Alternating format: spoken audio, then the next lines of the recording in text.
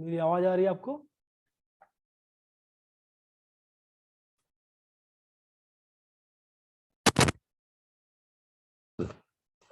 Response करिए कि आवाज आ रही है क्या मेरी? Yes sir, okay.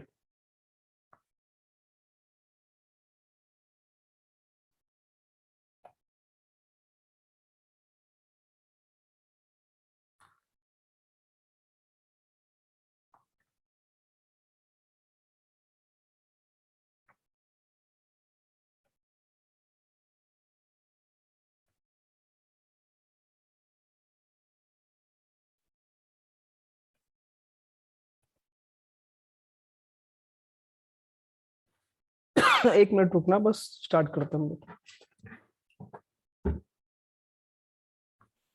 Okay, screen आ गई आपको?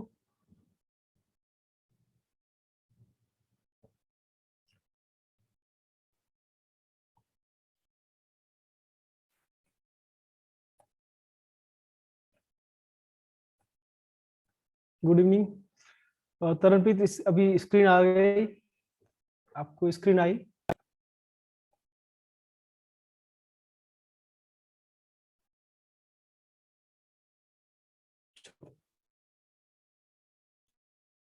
फिर हम आगे बात करते हैं। एक मिनट, जरा मैं फैन ऑन कर देता हूँ। एक मिनट होल्ड करना बस। ये ऑन करना फैन।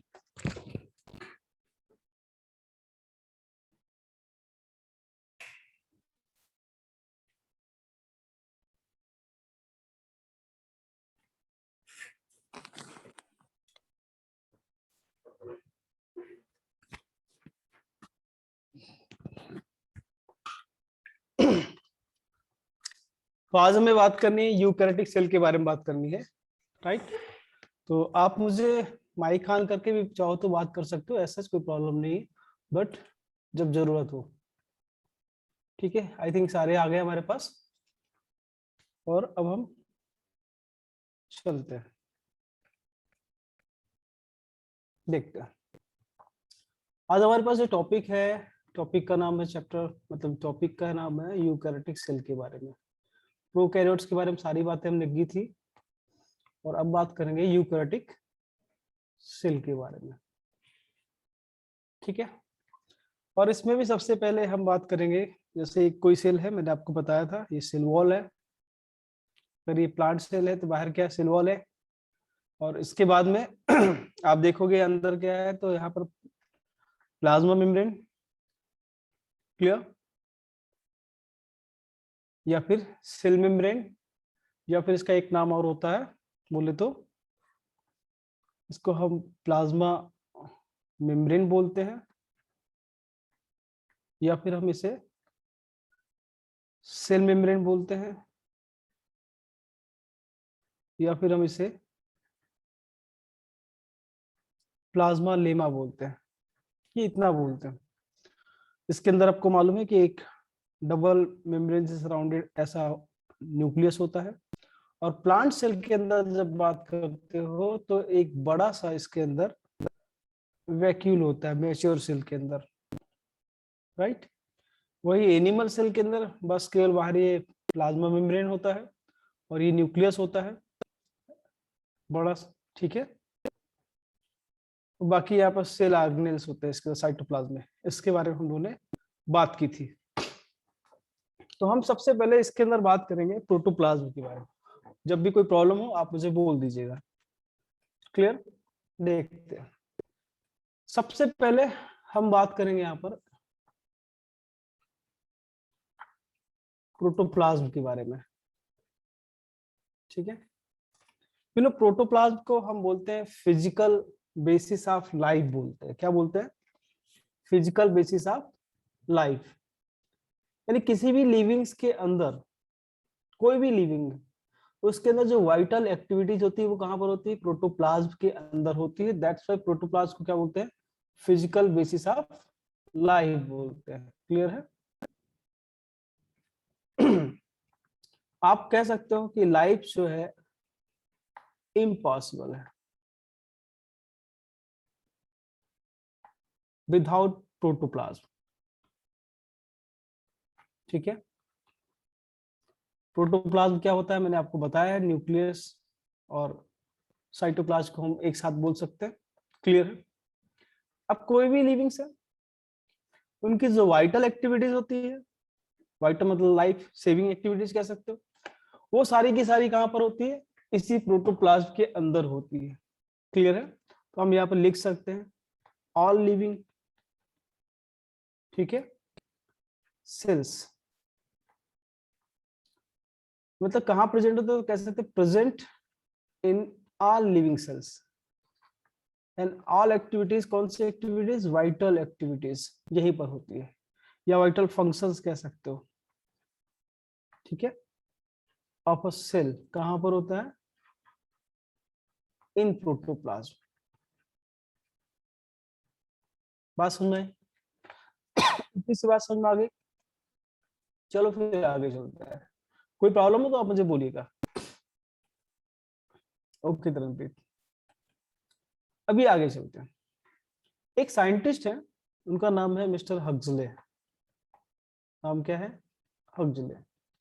इन्होंने डिफाइन किया था प्रोटोप्लाज्म,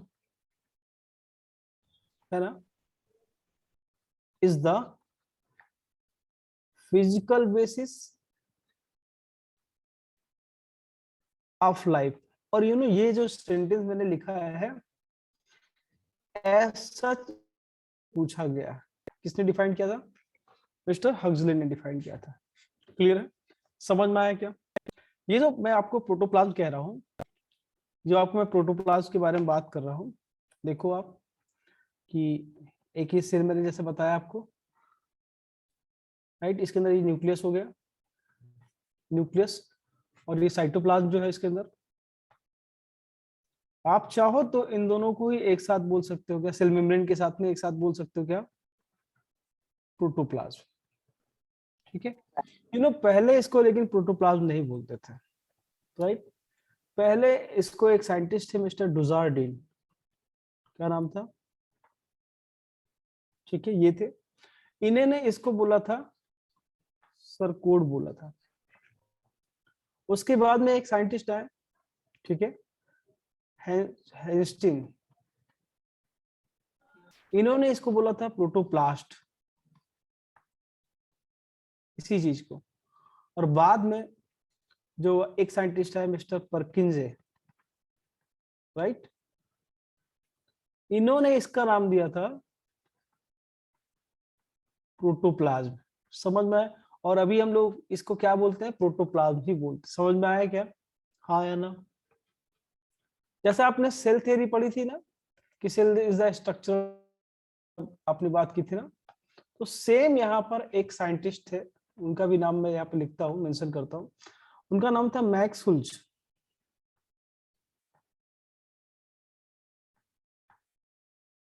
ठीक है। इन्होंने सेम वैसी ही थ्योरी प्रोवाइड की थी कि जितनी भी लिविंग्स है, जितनी भी लिविंग सेल्स है, सब बनी किसकी होती है? प्रोटोप्लाज्म की, जिसके अंदर सारी वाइटल वाइटल एक्टिविटीज होती है। इन्होंने ये कहा था, इन्होंने कहा था all living cells are made of protoplasm, ठीक है। जिसमें क्या होता है? In which all the vital activities occurs. कोई डाउट है यहाँ पर? आई थिंक इसमें डाउट वाला कोई चीज है नहीं। फिर भी अगर आपको कुछ लगता है तो आप मेरे को बोलते जाओ। क्लियर है? चलो आगे चलते हैं। ये समझ में आया? ये किसने कहा था? मैक्स सुल्ट ने कहा था। तो अब हमें बात करनी है इसी के बारे में, तो हम आगे चलते हैं। एक और हेडिंग के बारे में बात करते हैं। प्रोटोप्लास्ट के अंदर ही बात करेंगे, क्या? फिजिकल प्रॉपर्टीज ऑफ प्रोटोप्लाज्म, ठीक है। और यहीं पर इसके साथ में मैं आपको पूरी सेल के बारे में और सेल के अंदर इंटरनल जो सेल ऑर्गेनेल्स हैं उनके बारे में भी बात करता जाऊंगा। ठीक है, अगर आप किसी भी सेल का प्रोटोप्लाज्म देखते हैं तो वो कैसा होता है, राइट? तो ये कॉम्प्लेक्स है। प्रोटोप्लाज्म कैसा है? कॉम्प्लेक्स है। प्रोटोप्लाज्म कैसा है? तो आप कहोगे ग्रेन्युलर है। ठीक है, कैसा कहोगे और कैसा है? तो ये इलास्टिक है। साथ में आप देखो तो हम यहाँ पर बात कर सकते हैं, ये चिपचिपा सा मतलब विस्कस है, विस्कोसिटी, राइट? और अगर सॉल्यूशन के बिहाफ पे देखा है तो ये कोलाइडल है। ठीक है, और कैसा है? कलर कोई है इसका तो हम कह सकते हैं एंड कह सकते हैं कलरलेस है, कलरलेस सब्सटेंस है। ये जो आप डिफाइन कर रहे हो किसके बारे में डिफाइन कर रहे हो? या आप डिफाइन कर रहे हो प्रोटोप्लाज्म के बारे में। किसके बारे में डिफाइन कर रहे हो? प्रोटोप्लाज्म के बारे में। इज समझ में आया क्या? कैसा है?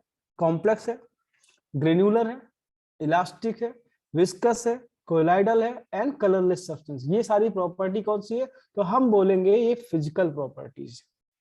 तो अगर फिजिकल प्रॉपर्टी है तो इसके बारे में हमको दूसरी बात भी करनी पड़ेगी, मींस इसकी केमिकल प्रॉपर्टीज क्या है। ठीक है, जब आप बात करोगे इसके केमिकल प्रॉपर्टीज के बारे में बात करोगे तो हम देखते हैं क्या है इसकी कंपोजिशन। देखो तो बेसिकली यहाँ पर क्या है, इसके अंदर मोस्टली क्या है कंपोनेंट में, प्रोटोप्लाज्म का जो एक मेन कंपोनेंट है वो क्या है? मेन कंपोनेंट के बारे में जब बात करते हैं प्रोटोप्लाज्म के तो ये है वाटर। आपने एड भी देखा होगा कि हमारी बॉडी का, हमारी सेल्स का 70% पार्ट क्या होता है? वाटर ही होता है, और सही भी है। क्लियर है? बिना वाटर के हमारी बॉडी पॉसिबल नहीं। थोड़ा सा भी डिहाइड्रेशन होना तो हमारी बॉडी में पानी की कमी हो तो डिहाइड्रेट हो जाते हैं। क्लियर है? चलो नेक्स्ट देखते हैं यहाँ पर प्रोटोप्लाज्म के बारे में बात करें तो हम इसका जो केमिकल कंपोजिशन है उसको प्रॉपर तरीके से डिफाइन नहीं कर सकते कि ये इसका मतलब, कहने का मतलब है कि प्रोटोप्लाज्म का अगर हम सब चीजें होती है ना, कार्बन है, नाइट्रोजन है, प्रोटीन है, ये सारी चीजें तो अगर हम चाहे कि इसको प्रॉपर रूप से डिफाइन करते, इतना परसेंट इसके अंदर प्रोटीन होगा, इतना परसेंट इसके अंदर फैट होगा, इतना परसेंट इसमें नाइट्रोजन होगा, ये अगर डिफाइन करने की बात आए तो हम डिफाइन नहीं कर सकते, क्योंकि ये कंपोजिशन चेंज होता रहता है। क्योंकि यहाँ पर क्या होता है, मेटाबॉलिक एक्टिविटीज होती रहती है तो उसके कुछ प्रोडक्ट बनते रहते हैं, कुछ वेस्ट प्रोडक्ट बनता रहता है, कभी वेस्ट प्रोडक्ट रिमूव होता रहता है। तो इसकी वजह से हम प्रॉपरली इसको डिफाइन नहीं कर सकते। समझ में आया? यानी कि केमिकल कंपोजिशन कांस्टेंट नहीं है, इस वेरिएबल है। बात समझ में आई क्या? कैसा है यहाँ पर? वेरिएबल है, नॉट कांस्टेंट। क्या नहीं कांस्टेंट समझ में आया क्या? जो केमिकल प्रॉपर्टीज है उसमें किसी भी कंपोनेंट के बारे में हम ये नहीं कह सकते कि इतना परसेंट होगा या इतने परसेंट होगा। ये विद द टाइम बढ़ता रहता है, घटता रहता है। इसलिए हम लेकिन ये बता सकते हैं कि क्या क्या चीजें होती हैं। समझ में आया क्या? हम डिफाइन नहीं कर सकते कि इसका इतना परसेंट होगा, बट वी कैन डिफाइन कि ये चीजें इसमें पाई जाती हैं। क्लियर? ओके, तो फिर हम आगे चलते हैं। अब देखते हैं यहाँ पर। ठीक है, जैसा कि हमने यहाँ पर देखा, आगे चले। अब हम इसको कैसे कैसे क्या क्या पढ़ने वाले हैं इसके बारे में देखते हैं, छोटा सा पॉइंट देखते हैं। राइट, अगर हम एक प्लांट सेल लेते हैं, सपोज हमने क्या ली, हमने एक सपोज दैट एक सेल ले ली, सेल ही ले लेते, प्लांट सेल छोड़ देते हैं। मान लेते हैं वो प्लांट है और एनिमल है। प्लांट सेल और एनिमल सेल में क्या डिफरेंस है? प्लांट सेल में सेल वॉल बाहर पाई जाएगी, एनिमल सेल में नहीं पाई जाएगी। राइट, तो हम चलो इसको डिफाइन करते हैं। मान लो सबसे बाहर क्या है? प्लांट सेल है तो सबसे बाहर सेल वॉल है, और उसके बाद में क्या है तो हम कहते हैं प्रोटोप्लाज्म है। एक तरह से बोले तो हम बोल सकते हैं प्रोटोप्लास्ट भी बोल सकते हैं। क्लियर है? इसमें कितनी चीजें आती हैं? ठीक है, तो जब आप इसके अंदर बात करते हो तो इसके अंदर देखो तीन टाइप में हम इसको तीन पार्ट पे स्टडी कर सकते हैं। क्या क्या?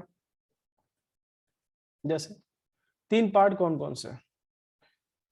आप सेल वॉल के बाद में जब अंदर की ओर आते हो तो आपको क्या मिलता है? सेल मेम्ब्रेन मिलती है ना, हाँ या ना? और क्या मिलता है? साइटोप्लाज्म मिलता है, ठीक है। इसके अलावा हमें क्या मिलता है? तो अंदर आप आओगे तो हमें न्यूक्लियस मिलेगा। समझ में आया क्या?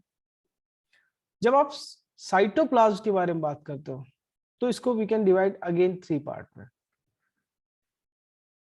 ठीक है। क्या क्या? जो साइटोप्लाज्म सेल वॉल या सेल मेम्ब्रेन के पास वाला है उसको क्या बोलेंगे? आप कह सकते हो हाइलोप्लाज्म बोल सकते हो, ठीक है, हाइलोप्लाज्म बोल सकते हो। दूसरा, इसके अंदर सेल जो साइटोप्लाज्म है इसी के अंदर तो देखो ना क्या होता है, सेल ऑर्गेनेल्स होते हैं ना, लाइक माइटोकॉन्ड्रिया, प्लास्टिड, है ना, लाइसोसोम, राइबोसोम, एंडोप्लाज्मिक रेटिकुलम, ये सब कहाँ पर होते हैं? इसी में होते हैं। तो हम बोल सकते हैं ऑर्गेनेल्स होते हैं, दैट्स व्हाई हम बोल सकते हैं साइटोप्लाज्मिक ऑर्गेनेल्स के बारे में बात कर सकते हैं, ठीक है। तीसरी बात करें तो इसके अंदर साइटोप्लाज्मिक जो ऑर्गेनेल्स है, अब इसके अंदर क्या होगा? बहुत से मेटाबॉलिक एक्टिविटीज होंगी, तो उसका सब्सटेंस कहाँ रिलीज होगा? साइटोप्लाज्म में, है ना। तो वो इनएक्टिव फॉर्म में हो सकता है। तो देखो यहाँ पर क्या तीसरी चीज क्या है? मेटाबॉलिकली, राइट, इनएक्टिव सब्सटेंस भी पाए जाएंगे।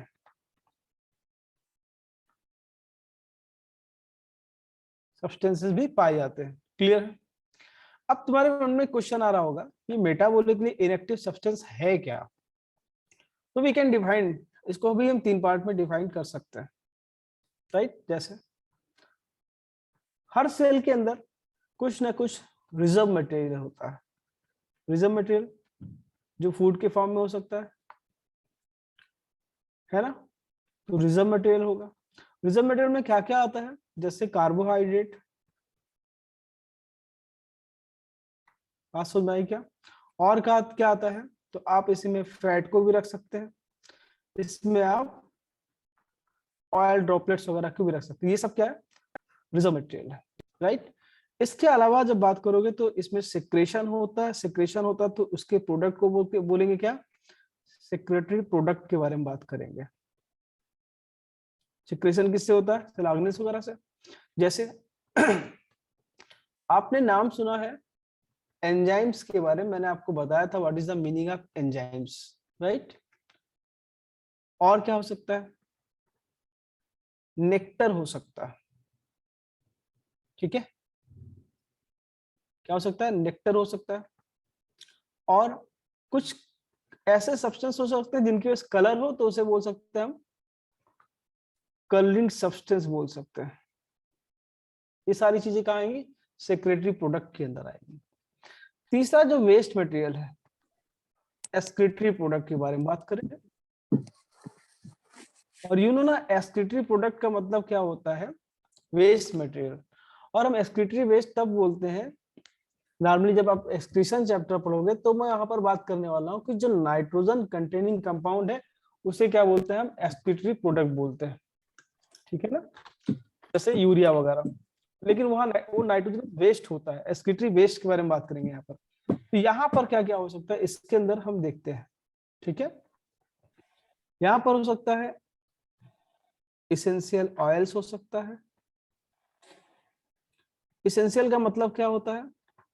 वहीं पर हम इसेंशियल यूज करते हैं जो हमारी बॉडी में जिसका प्रोडक्शन नहीं होता, जिसे हमें सप्लीमेंट के फॉर्म में लेना होता है, राइट। बॉडी के अंदर, सेल के अंदर देखो तो कुछ अल्कलाइड्स हो सकते हैं, ठीक है। आप देखो गम हो सकता है। अपने लेटेक्स के बारे में बात किया है, प्लांट्स में देखा है आपने, ठीक है। कुछ ऑर्गेनिक एसिड हो सकता है, ठीक है। आप देखो तो रेजिन्स हो सकता है, ठीक है। इसके अलावा अगर आप बात करो तो जो टेनिन्स है ना, टेनिन्स प्लांट से ही निकलता प्रोडक्ट है, ये भी हो सकता है। तो ये सब किस में आते हैं? एक्सक्रीटरी प्रोडक्ट के अंदर आते हैं, क्लियर है? यहाँ तक बात समझ में आई क्या? तो हमने 3 कैटेगरी डिवाइड की, किसको? हमने मेटाबॉलिकली इनएक्टिव सब्सटेंस को 3 कैटेगरी में डिवाइड किया कि क्या क्या चीजें वहां पर हो सकती है। ठीक है नंदनी, ठीक है तरनप्रीत। अब देखो इसके बाद में हमारे पास क्या बचता है, एक और पार्ट बचता है न्यूक्लियस, है ना। हमारे पास क्या बचेगा, न्यूक्लियस बचेगा। ठीक है, तो चलो न्यूक्लियस के अंदर देखते हैं क्या क्या चीजें होती हैं। जैसे अब हमने नेक्स्ट यहाँ पर लिखा न्यूक्लियस। ठीक है, जब कभी भी आप न्यूक्लियस के बारे में बात करते हो तो देखो एक वहां पर क्या है, डबल लेयर का ऐसा मेम्ब्रेन होगा। आपने जैसे कौन है, एक ऐसा डबल लेयर का न्यूक्लियर मेम्ब्रेन होगा। ठीक है, जो बीच बीच में ऐसा फ्यूज होगा। आप कभी जब पार्टीज में जाते हो ना तो डीजे की बॉल, कौन है, राजपूत साहब, वो राजपूत साहब,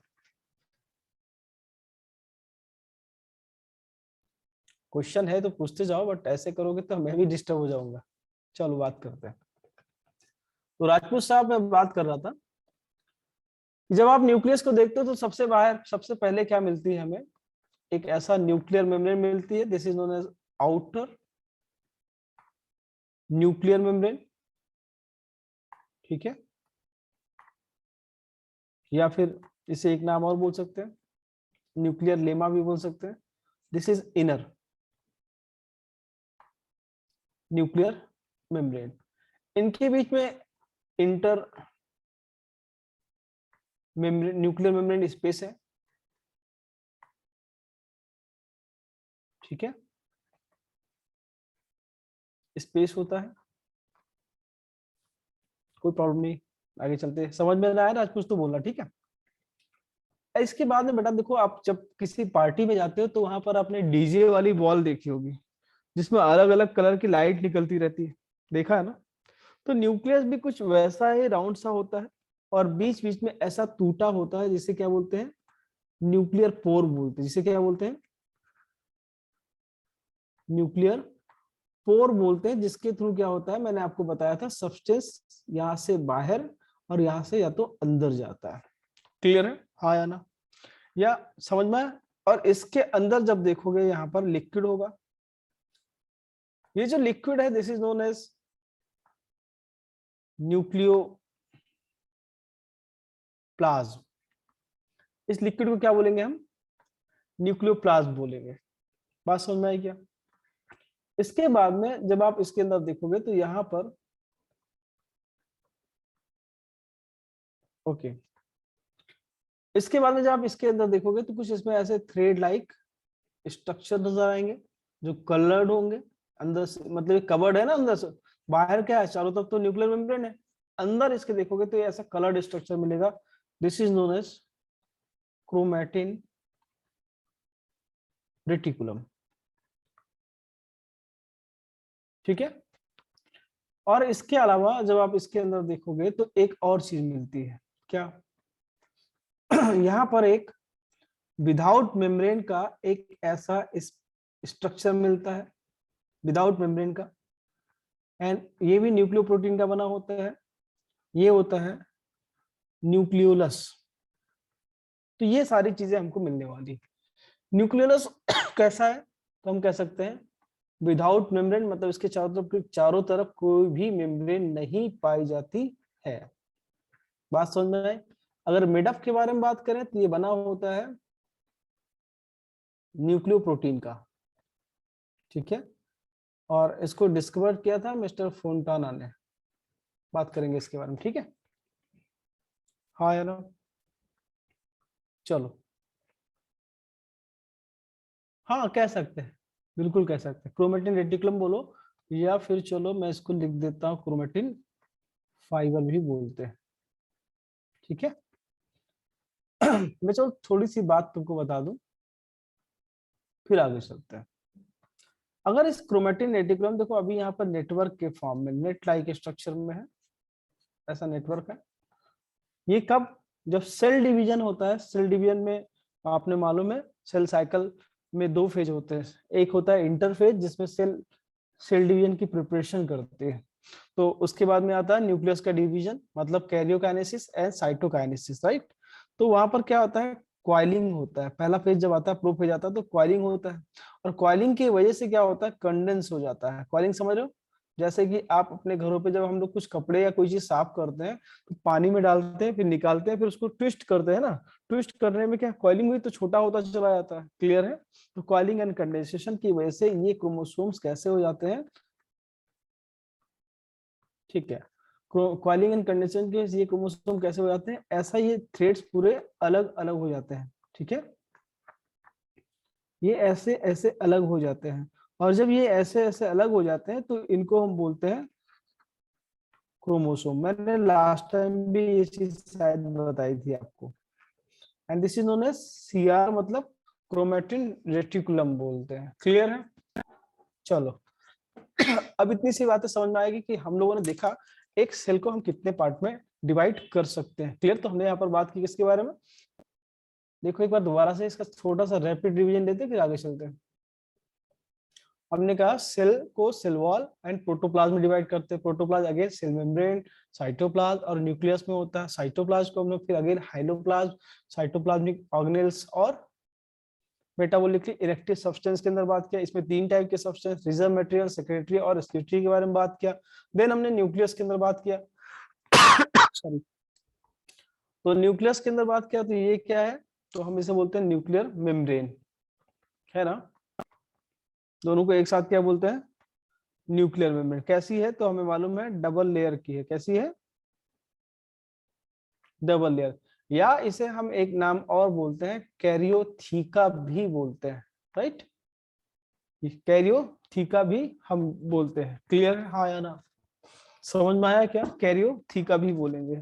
तो चलो अब हम डिटेल में बात करना स्टार्ट करते हैं। ठीक है, यहाँ तो बात समझ में आ गई है आपको? ठीक है, तो हम आगे चलते हैं। नहीं किसी को कोई प्रॉब्लम है तो मुझे बोलो, आप में से किसी को कोई प्रॉब्लम?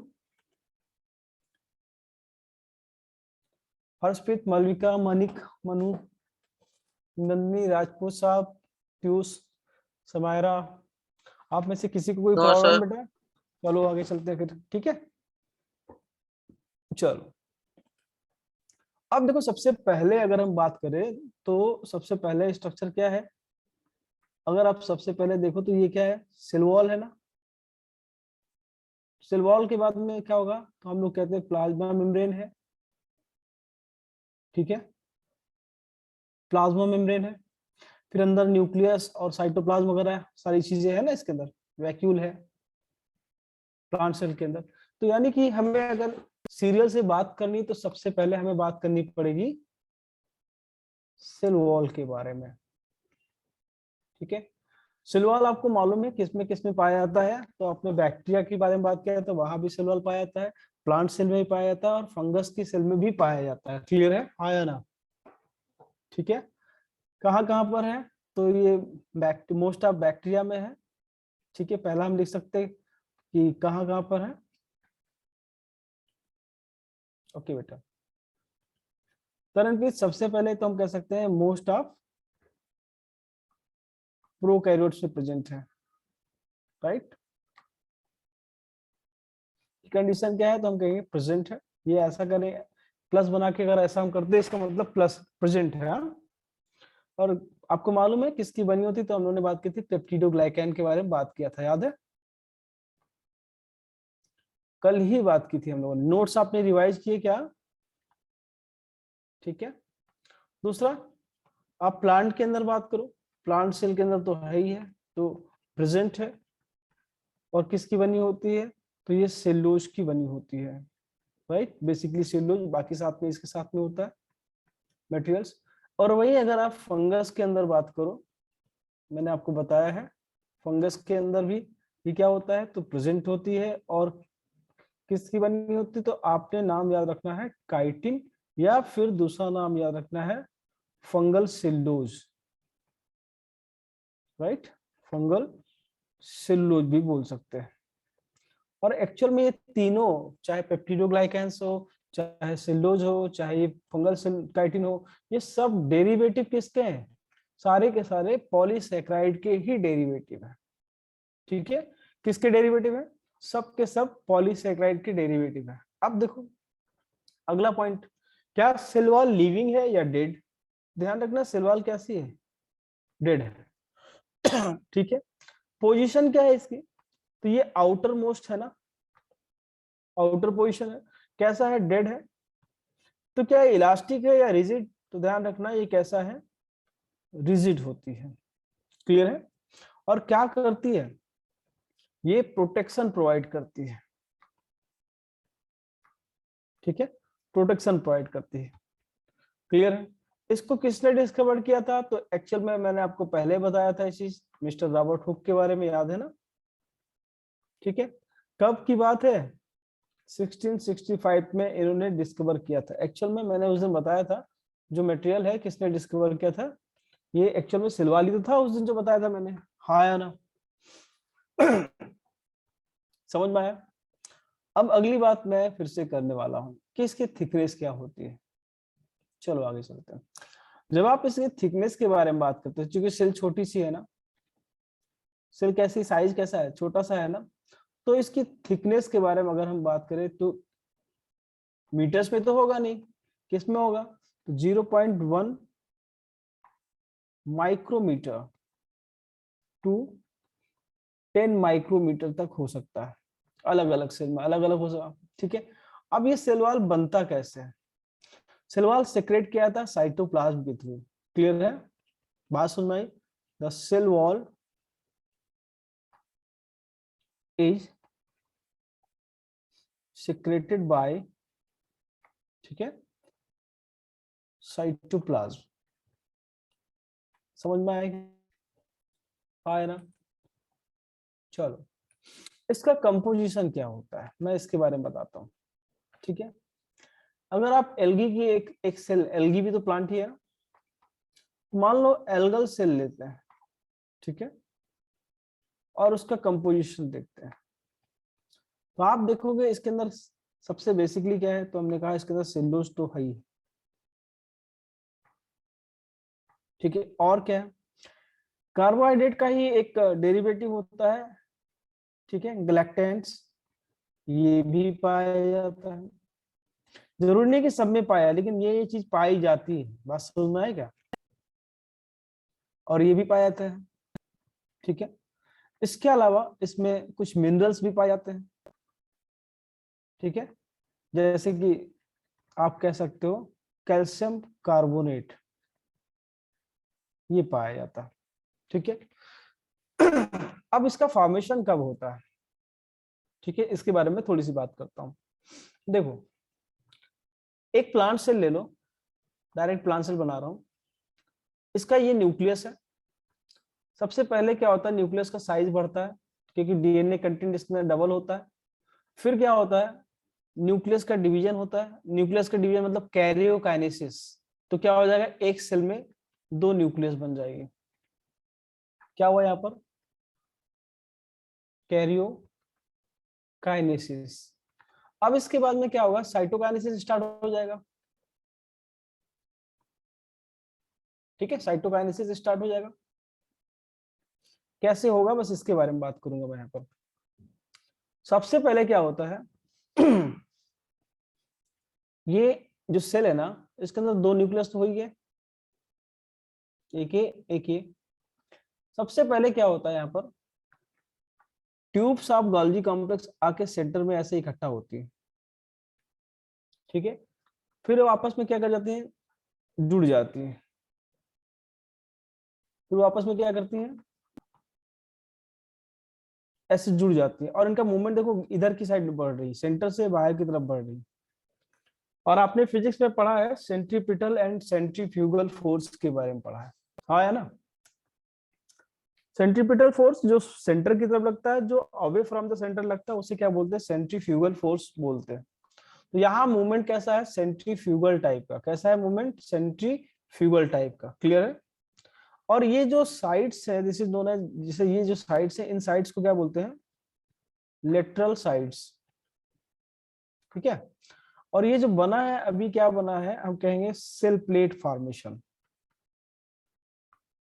क्या हो रहा है, प्लांट के अंदर सेल प्लेट का फॉर्मेशन होता है। राइट, समझ में आया क्या? अब देखो, अगली बार क्या होगा, ये जुड़ जाएगा यहाँ पर, ठीक है, ये यहाँ पर मान लो ऐसे जुड़ गया। अब हम इसे बोलते हैं, जब जुड़ जाता है तो इसे बोलते हैं क्या है, हम मिडिल लेमेला बोलते हैं, लेमेला कह लो, मिडिल लेमेला बोलते हैं, क्या बोलते हैं, मिडिल लेम सॉरी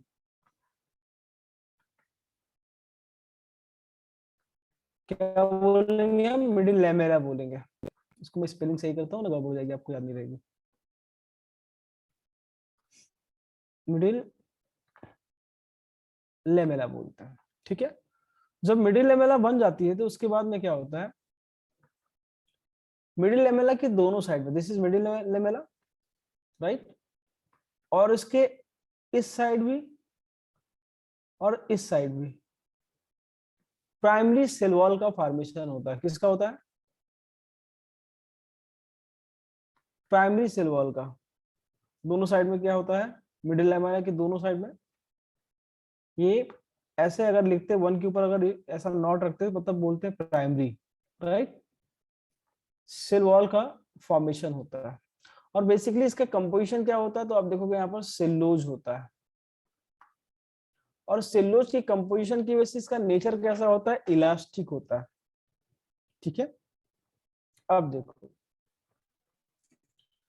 जब प्राइमरी बन जाती है क्या होता है, प्राइमरी बनने के साथ में सेकेंडरी का फॉर्मेशन होता है, मतलब ये प्राइमरी बन गई, इसके एक साइड में इधर और दूसरी साइड में इधर, दोनों ही प्राइमरी। इसके बाद में क्या होता है, इसमें टर्सरी सेल वॉल का फॉर्मेशन हो, सेकेंडरी सेल वॉल का फॉर्मेशन हो। देखो ये क्या है, सेकेंडरी सेल वॉल, इस साइड में भी और इस साइड में। मैं बड़ा सा बना रहा हूँ क्योंकि आपको समझ में आए, ठीक है। ये सेकेंडरी सेल वॉल बन गई, क्लियर है। सेकेंडरी सेल वॉल में सेलुलोज के अलावा भी यहाँ पर और भी चीजें होती है। ये हो गया सेकेंडरी सेल वॉल हो गया, आपने देखा प्राइमरी मिडिल लेमेला, बाद में प्राइमरी सेल वॉल, देन क्या है सेकेंडरी सेल वॉल। अगर नीड होती है सम टाइम, अगर नीड होती है सम टाइम, तो यहाँ पर टर्सरी सेल वॉल का भी फॉर्मेशन होता है। अगर नीड होती है तो यहाँ पर टर्सरी सेल वॉल का भी फॉर्मेशन होता है, अदरवाइज जरूरी नहीं कि हमेशा हो ही, ठीक है। टर्सरी सेल वॉल का भी फॉर्मेशन होता है, लेकिन इट नॉट नेसेसरी कि हमेशा टर्सरी सेल वॉल का फॉर्मेशन हो ही। This is primary middle lamella, middle lamella के बाद में primary cell wall, clear. Primary cell wall के बाद में क्या, तो हमने कहा है सेकेंडरी सेल वॉल, और सेकेंडरी सेल वॉल के बारे बाद में क्या, तो हम यहाँ पर बात करते हैं, यहाँ पर टर्सरी सेल वॉल का फॉर्मेशन होता है, राइट। और लेकिन टर्सरी सेल वॉल जो होता है वो हमेशा नहीं होता है, स्पेसिफिक कंडीशन में होता है, ठीक है, अगर नीड हुई तो ही होता है। अब देखो ये बन गया, एक सेल ये हो गई, एक सेल ये हो गई, दो सेल हो गई ना सेल वॉल का फॉर्मेशन। तो ये क्या है, tertiary cell wall. Tertiary cell wall हमेशा नहीं बनती, जब जरूरत होती तभी बनती है, क्लियर। आपने आम खाया है कभी, मैंगो, राजपूत साहब, जब हम आम खाते हैं, जब कच्चा आम होता है तो कैसा होता है, हार्ड होता है ना। टमाटर तो आपने खाया ही होगा, देखा ही होगा, जब पका नहीं होता, अनराइप्ड होता है तो कैसा होता है, हार्ड होता है। लेकिन आम हो या टमाटर, कुछ टाइम के बाद में क्या होने लगता है, जैसे जैसे वो राइप होता है, राइपनिंग होती है, सॉफ्ट होने लगता है।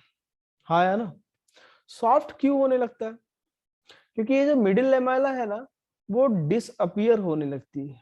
क्या होने लगती है, मिडिल लेमेला डिसअपियर होने लगती है, जिससे क्या होता है, आम सॉफ्ट सॉफ्ट हो जाता है। टमाटर जो हम लेके आते हैं, टोमेटोज वगैरह जो लेके आते हैं, वो क्या सॉफ्ट होने लगते हैं, क्लियर है। हाँ या ना, चलो, बाकी सबको भी समझ में आ रहा है, मनु, नंदिनी, राजपूत साहब, और कौन है अपने पास, जसप्रीत, आप लोगों को भी समझ में आ रहा है या मैं बोल रहा हूँ केवल, आप लोगों का कोई रिस्पांस नहीं आता, ठीक है, रिस्पांस भी करते जाओ बेटा, हाँ?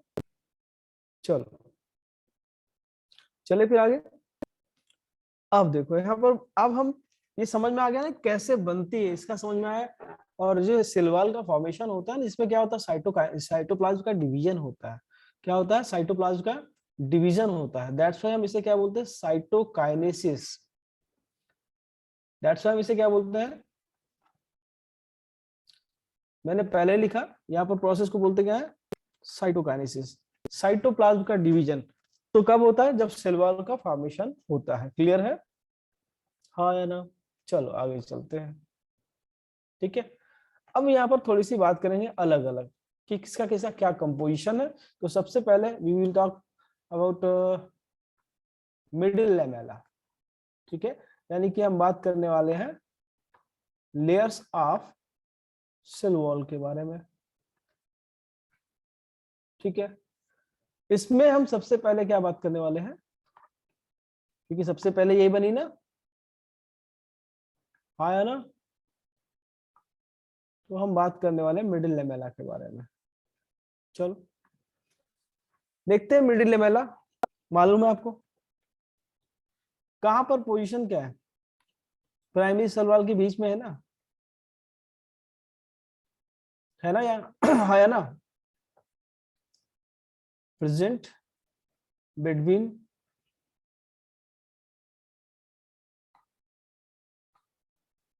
Primary cell wall. ठीक है, ये समझ में आया? दूसरी बात देखो, एक तरह से मिडिल लेमेला क्या कर रही है, एक स्पेस प्रोवाइड कर रहा है प्राइमरी सेलुलोज के लिए, सेल वॉल के लिए, सेकेंडरी सेल वॉल के लिए, तो सीमेंटिंग का काम कर रही है। समझ में आया क्या? सीमेंट समझ रहे हो, जिससे अपन घर बनाते हैं, तो सीमेंटिंग का काम कौन करता है? तो हम कहेंगे प्राइमरी से ये मिडिल लेमेला करता है। क्लियर है? तो यहाँ पर लिख सकते हैं ये कैसी लेयर है, तो हम बात कर सकते हैं इट इज सीमेंट से cementing layer of cell wall of cell and बनी किसकी होती है? तुम दूसरा पॉइंट लिखते हैं, एंड हटा देते हैं। बनी किसकी होती, किसकी बनी होती है? कंपोजिशन क्या होता है इसका? आप देखो क्या हो गया, गायब हो गया क्या? पूरा का पूरा गायब ही हो गया। एक बार रुको, मैं इसको लेके आता हूँ वापस।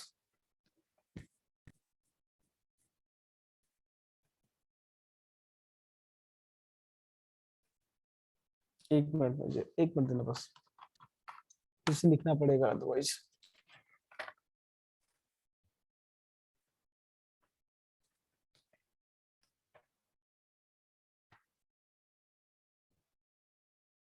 ठीक,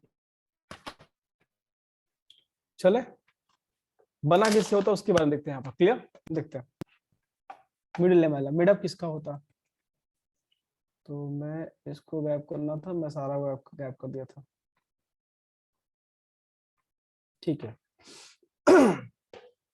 बेटा बना किसका होता है? तो इसमें कैल्शियम पेक्टेट होता है, और कैल्शियम बेसिकली क्या होता है? कैल्शियम पेक्टेट होता है। कंपोजिशन देखोगे तो क्या होता है?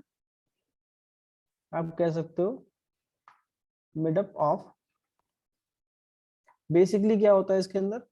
कैल्शियम पेक्टेट होता है, राइट? और एंड इन स्मॉल अमाउंट या ट्रेसेस कह सकते हो, है ना? Amount magnesium pectate also present. ठीक है, बात सुन में आई क्या? सॉरी एक मिनट,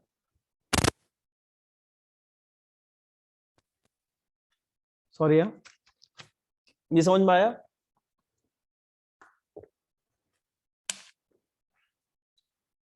बेसिकली क्या होता है? कैल्शियम पेक्टेट होता है। ठीक है, बनती किससे? तो आपने कहा फॉर्मेशन होता है इसका, फर्स्ट स्ट्रक्चर बनता है, सेल प्लेट बनती है। समझ में आया? It is the first structure. ठीक है,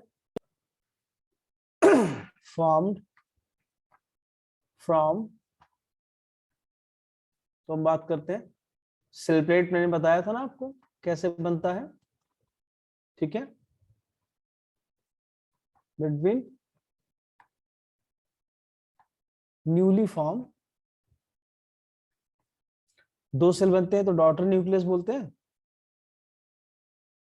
जो दो सेल बनती है उन्हें क्या बोलते हैं? Daughter nucleus, daughter cells. हाँ या ना? डॉटर सेल्स कब? At the time of cytokinesis, sorry, at the time of, point देखो ये पढ़ के एक बार, क्या तुम्हें समझ में आया क्या?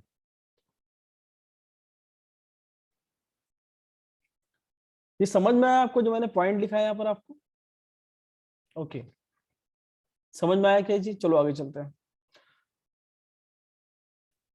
जब फ्रूट कैसा होता है? राइपिंग करता है। राइपिंग के दौरान अगर आपसे पूछा जाए राइप फ्रूट के अंदर क्या होता है, तो आप कहोगे मिडिल लेमेला धीरे धीरे डिसअपियर हो जाती है, बिकम डिसअपियर, ठीक है ना? और डिसअपियर हो जाएगी तो एज द रिजल्ट क्या होगा? फ्रूट बिकम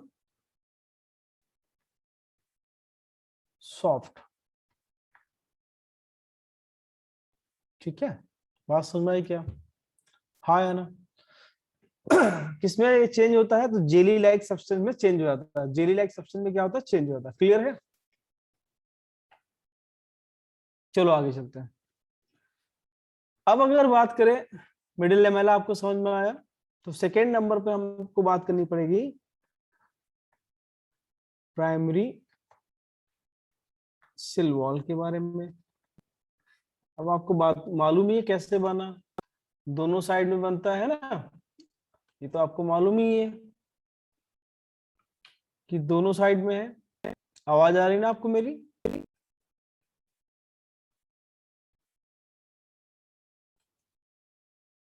तरुणप्रीत आवाज आ रही?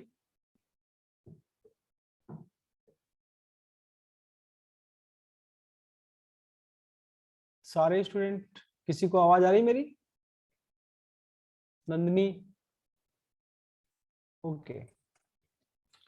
अब इस मैंने आपको पहले बताया प्राइमरी कब बनती है, ठीक है ना, कहां पर डेवलप होती है, ठीक है।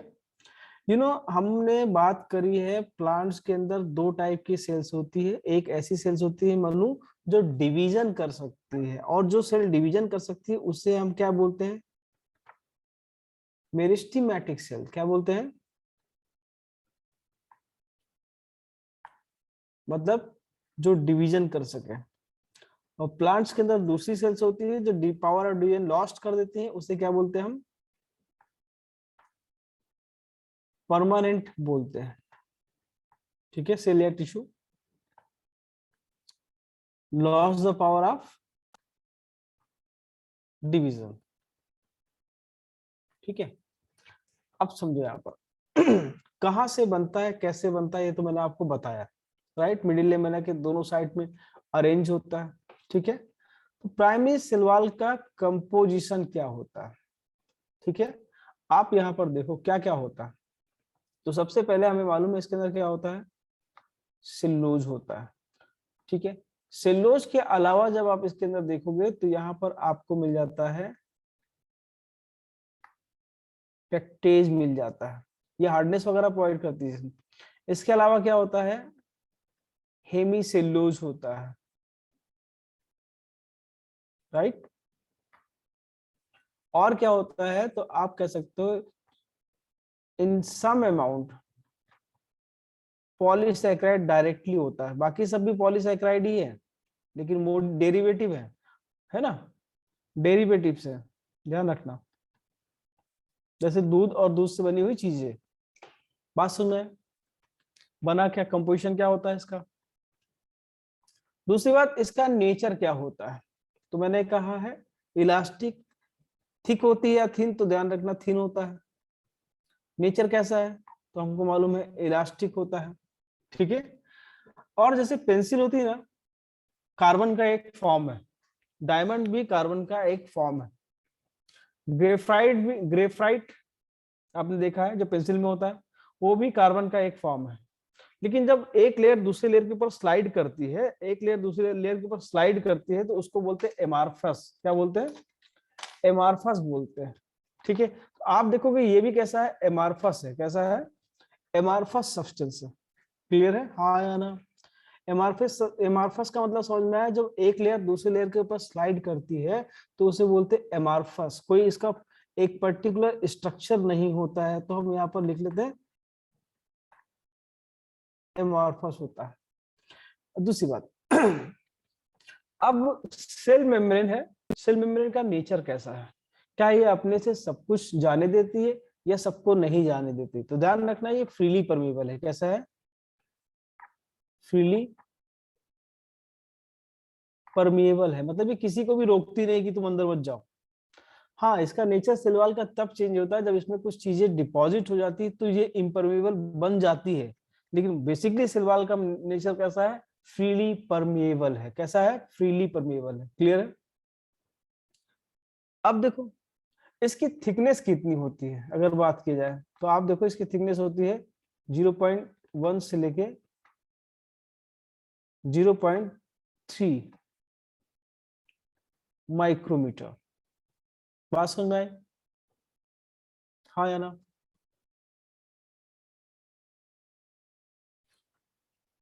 समझ में आया? मटेरियल का डिपोजिशन कैसे होता है? मटेरियल का डिपोजिशन कैसा होता है? देखो दो तरीके से। एक, आप जब रोड बनाने की प्रोसेस होती है तो दो तरीके, एक रोड बनी हुई है, उसी के ऊपर दूसरी रोड बन गई, नई बन गई है ना, बना दी गई दोबारा से, उसके ऊपर एक लेयर और चढ़ा दी गई। दूसरा तरीका क्या होता है? रोड बनती है तो उसमें क्या करते हैं, मान लो रोड में कुछ गड्ढे हैं, राइट, स्पॉट्स हैं, तो बनाने टाइम क्या करते हैं वो लोग, उस स्पॉट को ही केवल फिल कर देते हैं, मेंटेनेंस हो जाता है। हाँ है ना? ये भी रोड स्मूथ हो जाती है। तो यहाँ पर डिपोजिशन भी सेम ऐसे ही दो टाइप का होता है, राइट। एक होता है कि जो लेयर है, लेयर के ऊपर एक और लेयर बन जाती है, और दूसरा पैटर्न क्या होता है, जहां पर सेल्यूलोज नहीं होता है, जहां पर गड्ढे होते हैं, वहां पर मटेरियल का यानी सेल्यूलोज वगैरह का डिपोजिशन हो जाता है। जब ऐसा होता है कि सेल्यूलोज का डिपोजिशन गड्ढे वड्ढे में हो जाए, जहां पर सेल्यूलोज ना वहां पर हो, तो इसे बोलते हैं इंटरसेप्शन बोलते हैं। क्या बोलते हैं? इंटरसेप्शन बोलते हैं। क्लियर? देखते हैं क्या चीज, ध्यान रखना। कह सकते हैं when material deposited in vacant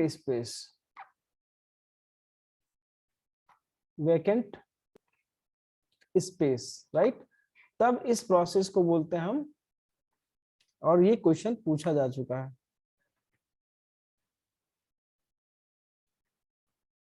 समझ में आएगा? तब क्या बोलेंगे? इंटरसेप्शन बोलेंगे। क्लियर है? Any doubt?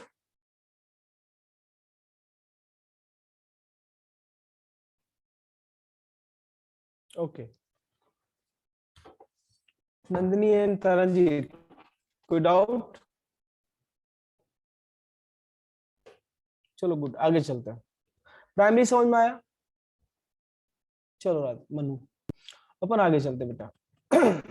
प्राइमरी समझ में आया। और डिपोजिशन जो मटेरियल का हो रहा है वो कैसा हो रहा है? अगर ये स्पॉट जो वैकेंट स्पेसेस है वहां पर होता है तो क्या बोलते हैं? इंटरसेप्शन बोलते हैं। क्या बोलेंगे? इंटरसेप्शन बोलेंगे। क्लियर है?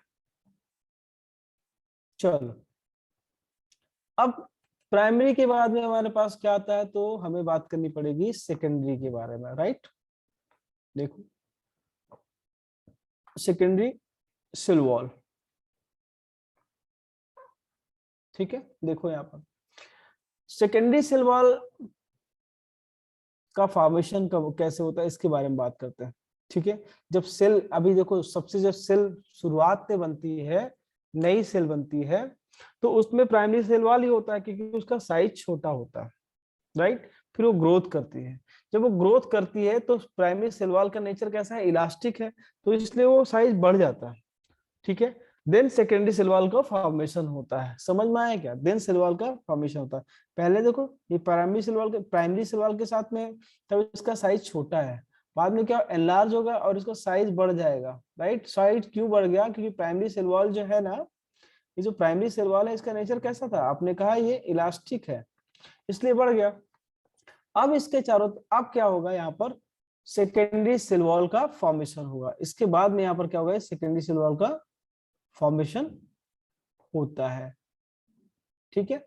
सेकेंडरी सेल वॉल का फॉर्मेशन होता है, क्लियर है। और एक बात ध्यान रखना, मैंने बाहर की साइड में बना दी तो एक अंदर इनर साइड में होता है, मैंने बाहर बना दी, ध्यान रखना इनर साइड में होता है, ठीक है। मैं चलो छोटा सा पॉइंट है लिख देता हूँ यहाँ पर, ये पॉइंट, ठीक है। व्हेन द प्लांट सेल, ठीक है, पहले क्या होगा? एनलार्ज हो रही है ना, ठीक है। कैसे एनलार्ज करेगी? With the development of vacuole, अंदर लार्ज वैक्यूल बनेगा ना, इंटरनल प्रेशर की वजह से तो बढ़ेगा ना सेल। समझ में आया नहीं आया? भाई इसके अंदर वैक्यूल छोटा छोटा सा रहा होगा, बाद में वैक्यूल मिलेगा तो एक बड़ा सा वैक्यूल बनेगा, जिसके वजह से क्या होगा? इंटरनल प्रेशर बनेगा और सेल का साइज क्या हो जाएगा? बढ़ेगा बाहर की साइड में। समझ में आया क्या? चलो, लार्ज वैक्यूल क्या होगा? दूसरा point, secondary cell wall appear कब होती है?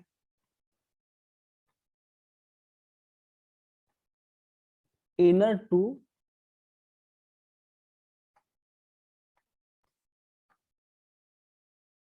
Primary cell wall. पोजीशन समझ में आई क्या इसकी? ठीक है। इसकी थिकनेस कितनी होती है? पहली बात, थिक होती है, लेकिन कितनी? 3 to 10 माइक्रोमीटर, ठीक है। नेचर कैसा होता है? तो वो इलास्टिक थी, तो ये देखो यहाँ पर कैसा नेचर है?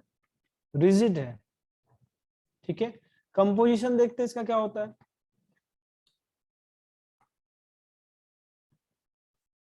ठीक है। जब इसका कंपोजिशन आप देखोगे तो इसमें क्या होता है? कॉम्पैक्ट फॉर्म में अरेंज होता है। क्या होता है? कॉम्पैक्ट फॉर्म में सेल्यूलोज का अरेंजमेंट होता है। बात समझ में आई कि नहीं? कैसे, उसके बारे में बताता हूं। पहले लिखता हूं फिर बताता हूं इसमें, ठीक है। कंपोजर कॉम्पैक्ट मैक्रोफाइब्रिल, मैं इसके बारे में बात करूंगा, व्हाट इज मैक्रोफाइब्रिल, ठीक है, ऑफ सेल्यूलोज, ठीक है। हाँ है ना? क्लियर? और क्या होता है? हेमीसेल्यूलोज, क्या है? हेमीसेल्यूलोज, ठीक है। इसके अलावा क्या होगा? और ढेर सारे यहाँ पर पॉलीसैकेराइड्स होंगे,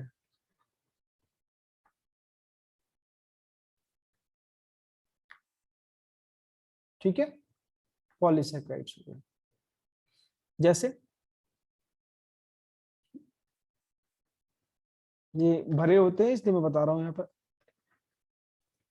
जैसे क्या क्या इसके अंदर होता है, क्योंकि ये हार्डनेस प्रोवाइड करता है, बहुत सी चीजें प्रोवाइड करता है। जैसे लिग्निन, लिग्निन एक टाइम हो सकता है इसको इम्परमेबल बना दे, ठीक है। सुबेरिन, क्यूटिन हो सकता है, क्यूटिन, क्यूटिन मतलब क्यूटिल की लेयर्स है। कुछ कुछ के सेल वॉल में यहाँ पर सिलिका भी पाया जाता है, कुछ में कैल्शियम भी पाया जाता है, ठीक है।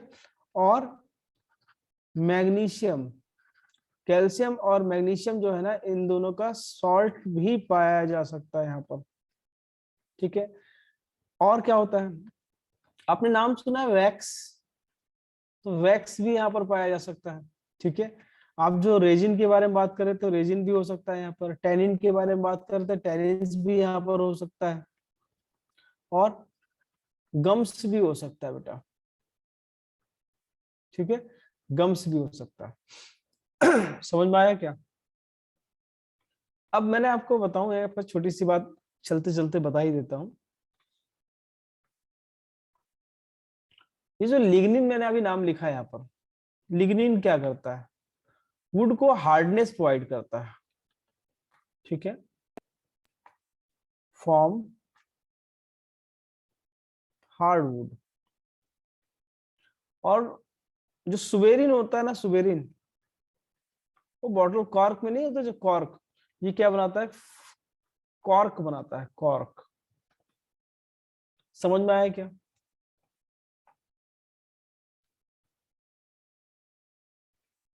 ये समझ में आया? चलो आगे चलते हैं।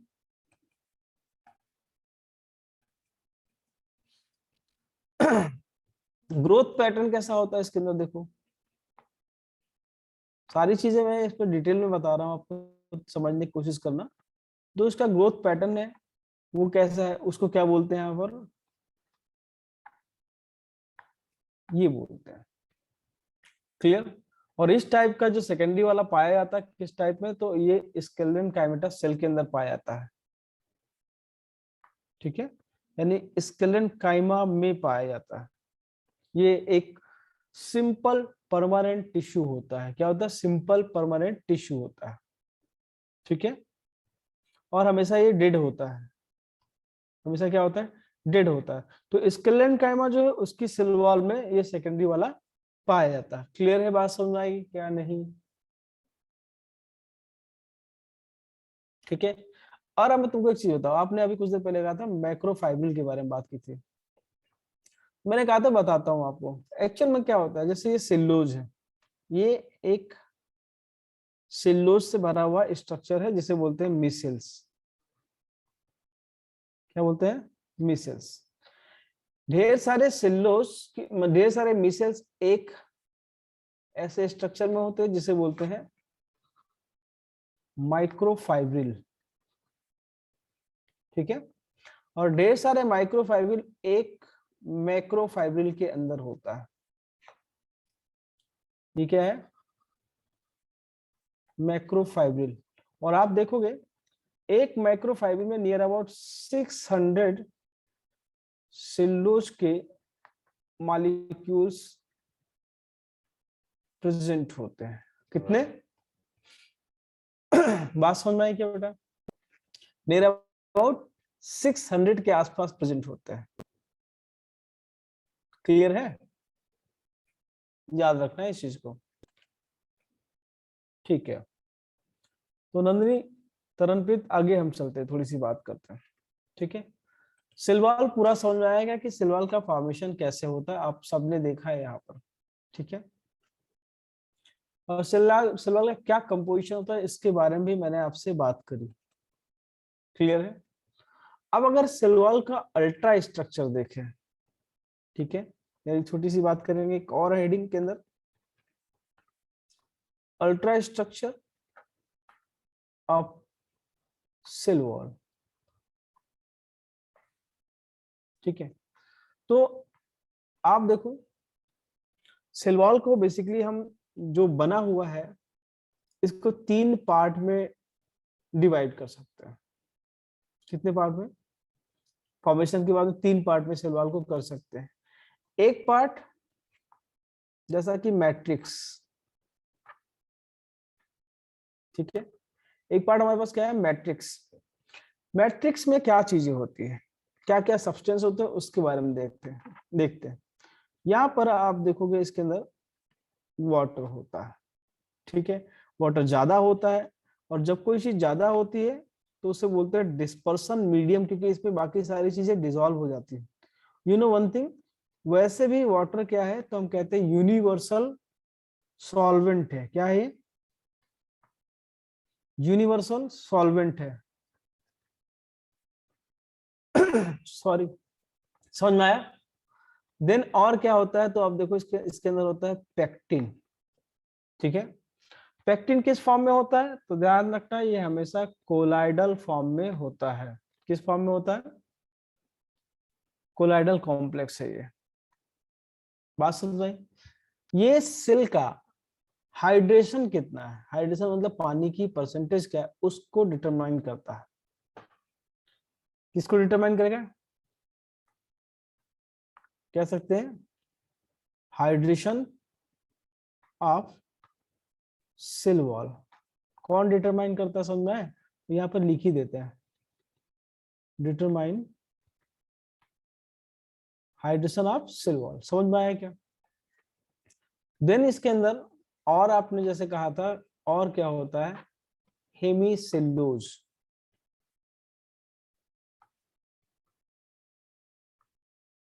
ठीक है, हाँ बात करते रुको ना, प्रोटीन यहाँ पे नहीं, छोटा मोटा हो जाए अलग बात है, वैसे प्रोटीन यहाँ पे नहीं होता बेसिकली। हेमीसेल्यूलोज के बारे में बात करते हैं, तो ये बाइंडिंग का काम करता है। ठीक है, माइक्रोफाइबल्स मैंने भी बताया था, तो माइक्रोफाइबल्स को ये क्या करता है, बांधता है, जोड़ता है, माइक्रोफाइबल्स।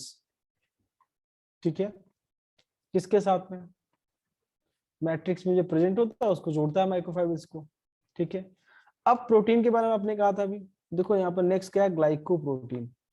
जब प्रोटीन कार्बोहाइड्रेट के साथ में जुड़ता है तो बोलते हैं ग्लाइकोप्रोटीन, है ना। जब वैसे ही लिपिड अगर कार्बोहाइड्रेट के साथ में जुड़ता है तो बोलते हैं ग्लाइकोलिपिड। क्या बोलते हैं, ग्लाइकोलिपिड। क्या करता है, ये करता क्या, कंट्रोल करता है ओरिएंटेशन ऑफ माइक्रोफाइबल को। ठीक है, क्या करता है ये, कंट्रोल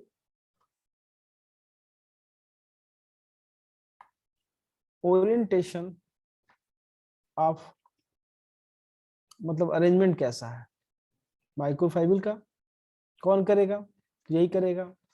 और अगर पूछा जाए लिपिड का कौन करेगा, तो ग्लाइकोप्रोटीन ही करेगा, और प्रोटीन का। बात सुन रहे हैं, हाँ है ना। तो ये कहाँ प्रेजेंट है, मैट्रिक्स में तो प्रेजेंट है। क्लियर है। मैट्रिक्स के बाद में जब आप आगे चलते हो तो सेकंड नंबर पे हमें क्या मिलता है, मैंने आपसे कहा माइक्रोफाइबल। माइक्रोफाइबल कैसे बनता है, मैंने कहा सेलुलोज के मॉलिक्यूल से भरा हुआ होता है, क्या बोलते थे उसे, मिसेल्स के बारे में बात किया था ना, हाँ है ना, मिसेल्स के बारे में बात किया था ना। तो आप कह सकते हो ये क्या है, तो तुमसे अगर पूछा जाए तो आप बता सकते हो ये स्ट्रक्चरल एलिमेंट है, किसका, सेल वॉल का। ठीक है, हाँ या ना। बने किसके होते हैं, सेल्यूलोज तो होता है इसके अंदर ढेर सारा मिसेल्स, मिसेल्स मैंने कहा था ढेर सारे मिसेल्स मिलते हैं तो माइक्रोफाइल बनता है। ठीक है ना, तो हम कह सकते हैं made up of cellulose. Clear है, ज्यादा होता है, प्लांट के अंदर ऐसा होता है, राइट। और ऐसा ही अरेंजमेंट अगर फंगस के अंदर हो तो वहां पर क्या होगा, काइटिन का बना होता है, किसके अंदर, फंगस के अंदर। क्लियर है। अब तीसरी बात करते हैं कि सेल वॉल में डिपोजिशन किसका किसका होता है, क्या क्या मटेरियल डिपॉजिट होता है। ठीक है, तो डिपोजिशन ऑन सेल वॉल। ठीक है, अब देखो यहाँ पर थोड़ी सी बात करते हैं, देखना क्या क्या चीजें होती है। पहली बात, लिग्निन, मैंने बताया हार्डनेस प्रोवाइड करता है, हाइड्रोफोबिक होता है। कैसा है, नेचर क्या है, हाइड्रोफोबिक, मतलब इसके साथ में वाटर आके नहीं जुड़ेगा। क्लियर है। कहां पर, कहां प्रेजेंट होता है, तो आप देखोगे जो जाइलम की सेल है ना, जाइलम की सेल के अंदर ये होता है, जाइलम की सेल क्या लेके जाती है, जाइलम जो टिश्यू होता है अगर देखो तो क्या लेके जाता है, तो वो लेके जाता है बेटा पानी और मिनरल्स को, कहां से, रूट से बाकी पार्ट में, है ना। और साथ में एक और जो सेल है, हम बात करें इसके बारे में कि स्क्लेरेन्काइमा, यहाँ भी इसके अंदर भी होता है। और ये दोनों को करता क्या है, हार्ड करता है। वैसे भी मालूम है लिग्निन क्या करता है, हार्डनेस प्रोवाइड करता है। ठीक है, बात समझ में आई।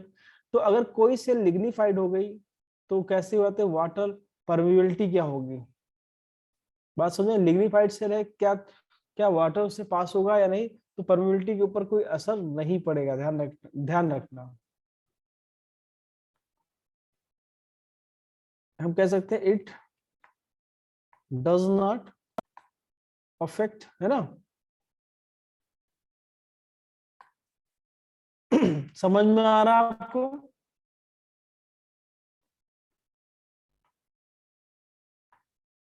ठीक है, क्लियर। ठीक है तरनजीत, आगे चलते हैं। नेक्स्ट अगर हम बात करें इसके अंदर, पहले आपने लिग्निन के बारे में बात कर लिया, देन हम अगर बात करें तो हम बात करेंगे यहाँ पर सुवेरिन के बारे में। अभी मैंने आपको बताया था, फिर थोड़ी सी बात लेकिन इसके अंदर यहाँ पर करते हैं। ठीक है, कहाँ पर होता है, तो आपको मालूम है ये डिपॉजिट होता है कॉर्क सेल पे, अभी मैंने आपको बताया था। ठीक है, कहाँ पर, कॉर्क सेल पे।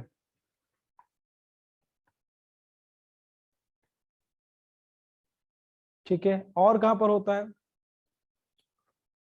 तो आप ध्यान रखना, एक इंडोडर्मिस होती है। इंडोडर्मिस जब आप एक कोई स्टेम लेते हो ना, स्टेम, और स्टेम का टीएस कट करते हो तो वहां पर मिलता है। और उसमें किस फॉर्म में मिलता है, तो वहां पर नाम होता है कैस्पेरियन स्ट्रिप। अभी क्या होता है मैं आपको बता देता हूँ ना, समझ में नहीं आएगा ये भी। ठीक है, मान लो एक स्टेम लिया, मान लो सपोज एक स्टेम है, हमने इसका टीएस कटा, टीएस कट करोगे तो ऐसा निकले, ये ऐसा हो जाएगा ना, ऐसा राउंड सा। हाँ। तो सबसे बाहर क्या होता है, this is known as epidermis. ठीक है, इसके बाद में अंदर यहाँ सबसे यहाँ पर तो कुछ ऐसे बैरल, जैसे बैरल समझ लो, ऐसा बैरल लाइक सेल्स होती है, राइट। बैरल लाइक सेल्स होती हैं, बनी हुई होती है barrel like cells, this is known as endodermis. ठीक है, और इसके अलावा जब आप देखोगे तो यहाँ पर इसके बीच में कुछ सेल्स होती हैं, यहाँ पर जो ये कुछ सेल्स होती है ऐसे भरी होती है, रैंडमली भरी होती है, राइट, पूरे में भरी होंगी, this is known as cortex. Cortex की ही ये इनर लेयर है, इंडोडर्मिस। ठीक है, इंडोडर्मिस से जब आप अंदर जाओगे तो आपको यहाँ पर एक लेयर मिलती है, this is known as pericycle. क्या बोलते हैं, पेरिसाइकल। और इसके अलावा इसमें क्या मिलता है, जाइलम और फ्लोएम मिलता है। अंदर क्या मिलता है, जाइलम और फ्लोएम के ऐसे वेस्कुलर बंडल्स होते हैं, राइट। इनके बीच में क्या होता है, तो आप देखोगे होता है पित्त। समझ में आया। तो इसी कैस्पेरियन स्ट्रिप कहाँ पर है, इसी के अंदर होती है, ऐसे और ऐसे, मतलब एक सेल को बाहर निकालते हैं, एक सेल मान लो ऐसे है बैरल शेप में, राइट। अब कैस्पेरियन स्ट्रिप ऐसे भी पाई जाती है और इसका अरेंजमेंट ऐसे भी होता है, जिसकी वजह से क्या होता है, वाटर अंदर नहीं आ पाता या अंदर का वाटर बाहर भी नहीं जा पाता। ठीक है, जहां जाइलम होता है उसके बाहर वाली सेल में, जहां जाइलम प्रेजेंट होता है उसके बाहर वाली सेल में क्या होता है, कैस्पेरियन स्ट्रिप नहीं होती, and this cell is P cell. क्या बोलते हैं, पी सेल या पैसेज सेल बोलते हैं, जहां से पानी वगैरह सेल के अंदर से क्या होता है, बाहर की ओर पास आउट होता है। क्लियर है। ये हम बात करेंगे अभी जब आपके एनाटॉमी पढ़ेंगे ना, एनाटॉमी आप फ्लावरिंग प्लांट पढ़ते हैं ना, मार्फोलॉजी एनाटॉमी, वहां पर इसके बारे में डिटेल से फिर से बात करूंगा, लेकिन मैंने आपको इसलिए बताया जिससे आपको थोड़ा समझ में आ जाए। क्लियर है। चलो, सुवेरिन के बाद में आगे चलते हैं, तो हमारे पास क्यूटिन हो गया। सुवेरिन के बाद जब बात करोगे तो हमारे पास नेक्स्ट क्या होता है, क्यूटिन होता है। और सुवेरिन की वजह से एक चीज ध्यान रखना, सुवेरिन क्या करता है, इम्परमेबल टू वाटर कर देता है। अगर डिपोजिशन हो गया तो नेचर क्या हो जाएगा, इम्परमेबल टू वाटर। ठीक है मानू। अब नेक्स्ट हमारे पास आता है बेटा क्यूटिन आता है। क्लियर। क्यूटिन के अंदर देखते हैं क्या क्या चीजें होती हैं। ओके तरनप्रीत, क्यूटिन के अंदर जब बात करते हैं तो कैसा होता है, ये वैक्स लाइक सब्सटेंस है। कैसा है, हम पहली सी बात यहाँ पे लिख देते हैं, wax like fatty substance. Nature समझ में आया कैसा है वैक्स लाइक, ठीक है। कहाँ डिपॉजिट होता है, आपने देखा होगा प्लांट जो लीव्स होती है वो शाइनिंग होती है, लीव्स का एक पार्ट देखो शाइनी लीव शाइन करती रहती है इसकी वजह से, ठीक है ना। तो कहाँ पर डिपॉजिट होता है, तो हम कह सकते हैं डिपॉजिटेड इपिडर्मल, बाहर की साइड में, क्लियर है। तो हम बोल सकते हैं deposited on the epidermal cells, किस फॉर्म में, in the sorry in the form of cuticle, ठीक है। और ये क्या करता है, क्यूटिकल की वजह से क्या होता है, हीट को रिफ्लेक्ट करता है, सनलाइट सन रेज जो होते हैं उनको रिफ्लेक्ट करता है, और वाटर लॉस को रोकता है, यानी कह सकते हो रिड्यूसेस वाटर लॉस।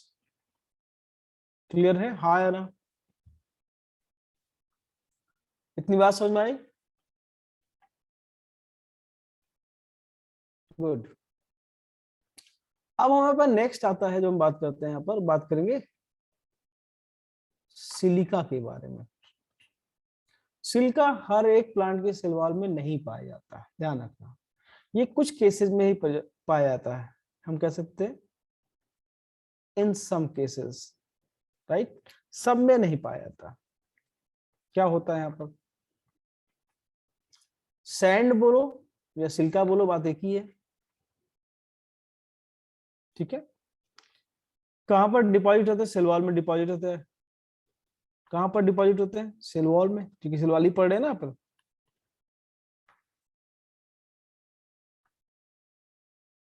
इसीलिए कुछ प्लांट्स ऐसे होते हैं जिनको आप अगर रब करो तो हाथ कट जाते हैं।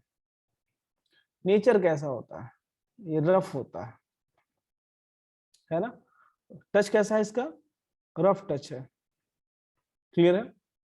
और ऐसा पाया जाता है, आप देखोगे एक प्लांट होता है इक्विसेटम। इक्विसेटम एक्चुअल में आप टेरिडोफाइट से आपने पढ़ा है ना, अभी पढ़ेंगे हम एल्गी, राइट। ये किसमें, इक्विसेटम में। इक्विसेटम को दूसरा नाम बोलते हैं हॉर्स टेल बोलते हैं। इसके अलावा ये कुछ ग्रासेस में भी पाया जाता है, कुछ ग्रासेस ऐसी जिनको आप अगर रब कर दो तो हाथ कट जाता है, क्लियर है,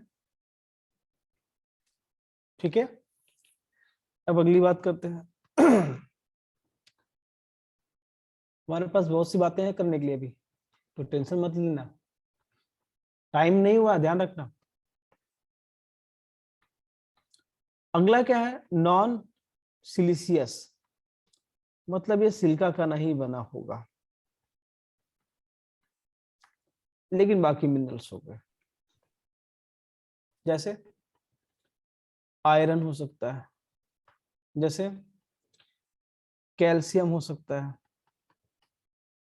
ठीक है। और ये किसमें पाया जाता है, एग्जांपल देखो यहाँ पर, ये भी बेटा एक टेरिडोफाइट है, करा, ठीक है, बात समझ में आई। अब हमारे मन में ये क्वेश्चन नहीं आता कि सर ये जो दोनों सिलवाल बनी थी आपस में जुड़ती कैसे, तो इसमें क्या होता है, जैसे एक का सॉकेट है दूसरा इसमें फिट हो जाता है, जो सॉकेट है जिसमें डिप्रेशन वाला एरिया है, दिस इज नोन एज पिट, इसे क्या बोलते हैं, पिट्स, क्लियर है, समझ में आया क्या। तो पिट लाइक स्ट्रक्चर होता है जिसमें ये फिट हो जाता है। तो मैं यहाँ पर अब बात करने, हमको बात करनी पड़ेगी किसके बारे में, पिट के बारे में। पिट वो एरिया है जहां पर जहां पर सेलुलोज या तो नहीं होता है या तो ज्यादा होता है, क्लियर है, हाँ या ना। और एक में डिप्रेशन है तो दूसरे में रिजेस होंगी उभार होगा, क्लियर है, हाँ या ना, बात समझ में आई कि नहीं, ठीक है। पहली बात, पिट्स किस में बनती है, तो ध्यान रखना फॉर्म होता है सेकेंडरी सेल वॉल में, ठीक है।